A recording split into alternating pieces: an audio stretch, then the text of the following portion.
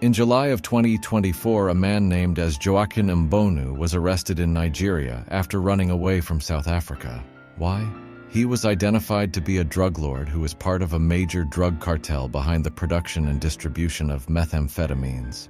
Mbonu had escaped from South Africa, where he lived for years, and mastered the art of cooking methamphetamine after he came under investigation for drug dealings. Hello everyone, welcome to GNU according to CD, that is Government of National Unity. So there was a green, white and green person who had the audacity to tell me not to talk about green, white and green, not to talk about the stuff that is happening in the country of South Africa. Imagine, by the green, white, and green people. And then I'm like, if you think that South Africa is green, white, and green, where you guys are not allowed to express yourselves, South Africa is a constitutional democracy, meaning that we have freedom of expression, and that you will find in our Constitution, Section 16 of the Constitution. That is where you're going to find freedom of expression, and you can never take that away from me.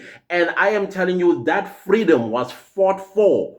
People shed blood for that expression to be free, so you can never take it away from me. Y'all can keep quiet, because you always do. Bury things under the carpet. South Africans will never do that. Secondly, you ask me, when am I going to stop talking about Nigerians? Listen, for the past 2.5 weeks, I've been minding South African business. You know, everything that I've done on this channel has been about South Africa, things that are happening in our country, and the things that we need to fix in our country. Yeah, because that's what we do. We fix our own country, we mind our own business. While we're busy minding our own business, what do you guys do? You come and insert yourselves in our business. Who invited you? And then when push comes to shove, suddenly you say, you need to keep quiet about Nigeria. When are you going to stop talking about Nigerian? When are they going to stop inserting themselves where they are not invited? That is my question. And secondly, and going back to my first point, South Africa is a constitutional democracy. Freedom of expression is enshrined in our constitution in section 16. Google it. Read all those sections. It's very, very short, I'm telling you. Very, very short. And that expression, you can never take it away from me, because I'm free to do it.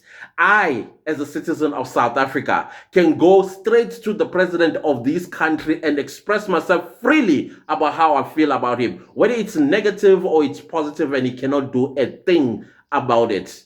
I mean, he cannot do anything to me, because he understands that I have the freedom to express myself. Who are you? Who do you think you are?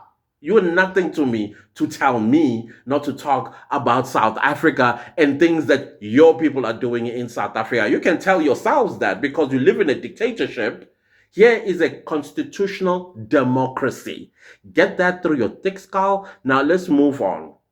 This Mbonu guy, I believe how he got back to to Nigeria. My suspicions are this man was arrested in South Africa, and having been arrested in South Africa, because our constitution providing bail. I believe this man was arrested, then he applied for bail. When he got the bail, he split. He left South Africa after many years of living here. I'm sure he's one of those that came with a visitor's visa around 2010, the FIFA World Cup, and he never left South Africa, just like many of them have done so. Somebody said, oh my goodness, the Chris Brown concert, they're going to use it as an excuse to visit South Africa and never leave. I'm like, yeah, we need to safeguard our borders real tight for those. Maybe even attach like an ankle bracelet to make sure, and which will ring, by the way. If they overstay, it starts squeezing the ankle. Hey, we are running out of ideas of how to get these people away to leave South Africa after the visitor's visa is about to expire. Like, you know, when it's 3 days before the the expiration of their visits, the ankle bracelet basically start getting hot. The more you stick around, the hotter it becomes. But anyways, the point that I'm trying to say here about this Mbonu guy, he ran away because he got bail. And South Africa has been seeking for him ever since. While he was found in his village in Imo State, from what I understand, Imo State, I don't even know where Imo State in Nigeria is, but somewhere in River State or something, I don't know.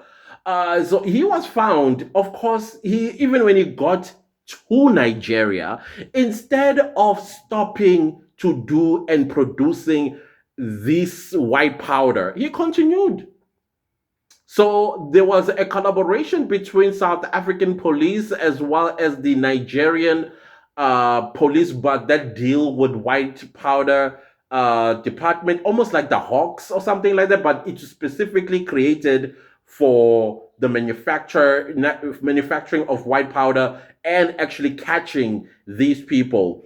So he was arrested, and apparently he is standing to lose everything that he's ever built in Nigeria, because apparently he's got about 3 mansions in the village. And he was quite smart about his chemist. He would go to an isolated village and put up a big house, and then he will continue producing this white powder. And the question is, where do you think this white powder was being smuggled to? Of course, South Africa.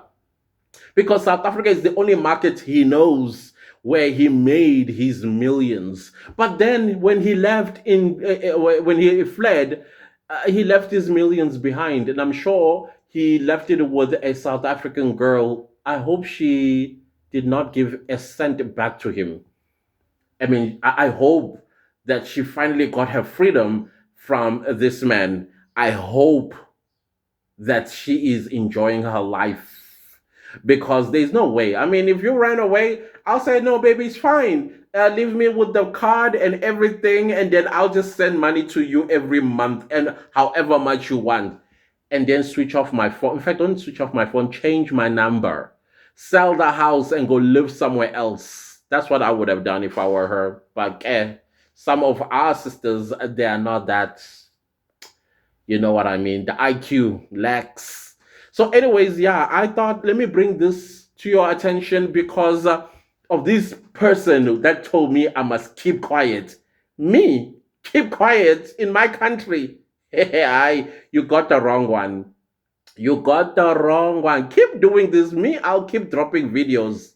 That's what I'm going to do. I'm going to keep, if you insert yourself in our business, I'm going to insert myself in your business as well.